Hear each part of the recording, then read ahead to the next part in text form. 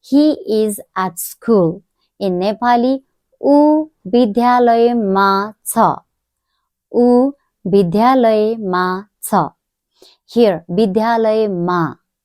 Ma is added with vidyalay, which means school. It is the adhikarvachak or possessive. And similarly, he traveled by bus. In Nepali, it's उसले बस द्वारा यात्रा गर्यो. उसले बस द्वारा यात्रा गर्यो. Here, द्वारा added with bus. It's the karanvachak. It's the instrumental case marker.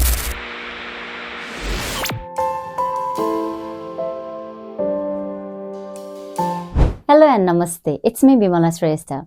Today we will learn about case markers in Nepali. Case markers in Nepali, it's vibhakti. Vibhakti.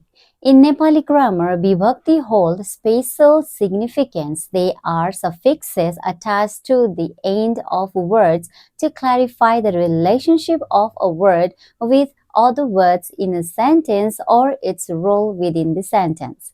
Case markers are usually associated with nouns, pronouns, or adjectives.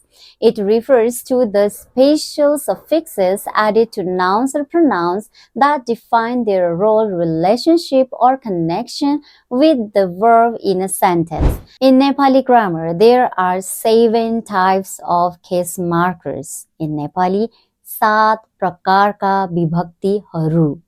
7 प्रकारका विभक्तिहरू. And the first one we have कर्तावाचक. कर्तावाचक. And it is translated as subjective in English. It is the case marker that indicates the agent in a sentence, and there's no suffix is added to nouns or pronouns. For example, the cow eats grass. In Nepali, गाई घाँस खान्छ. गाई घाँस खान्छ. Here, गाई, cow, it's the subjective, karta vachak. And next we have karma vachak. Karma vachak. And it is translated as objective or passive in English. And it is the case marker that denotes the object in a sentence. And here, nouns and pronouns are combined with lie, or other suffixes. For example, I give grass to the cow. Here in Nepali, म गाईलाई घाँस दिन्छु. म गाईलाई घाँस दिन्छु. Here, lie added with गाई, cow, is the karma vachak. And next we have karan vachak. Karan vachak, which is translated as instrumental in English. And it is the case marker that indicates the instrument, tool, or medium. And it is attached by words like le, which means with, and dwara, which means by. For example, I wrote with a pen.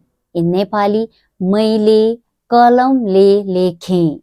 मैले कलमले लेखेँ. Here, कलमले, le added with kalam, which means pen, is the karan vachak. And similarly, he traveled by bus. In Nepali, it's उसले बस द्वारा यात्रा गर्यो. उसले बस द्वारा यात्रा गर्यो. Here, द्वारा added with bus. It's the karanvachak. It's the instrumental case marker. And next we have sampradanvachak. Sampradanvachak, which is translated as dative in English. And it is a case marker that indicates the relationship of giving something to someone. And here suffixes like lai and lagi, which means for, are added. For example, I bought a book for Ram. In Nepali, मैले रामका लागि किताब किने. मैले रामका लागि किताब किने. Here, lagi. It's the dative. And next we have apadan vachak. apadanvachak, which is translated as ablative in English. It is the case marker that indicates separation or distance. And here suffixes such as bata, which means from, and deki, which means since, are added. For example, I went from Kathmandu to Pokhara. In Nepali, म काठमाडौँबाट पोखरा गएँ. म काठमाडौँबाट पोखरा गएँ. Here, bata, it's the apadanvachak. And next we have sambandhavachak, which is translated as genitive in English. And it is a case marker that indicates ownership or relationship. And here, suffixes like ko, ke, ka, ki, etc. indicate relationships. For example, the cow's calf is lost. In Nepali, गाईको बाछो हरायो. गाईको बाछो हरायो. Here, गाईको, as ko is added with gai, which means cow, is the sambandha vachak. And lastly, we have adhikar vachak, which is translated as possessive in English. And it is a case marker that indicates place, location, or time.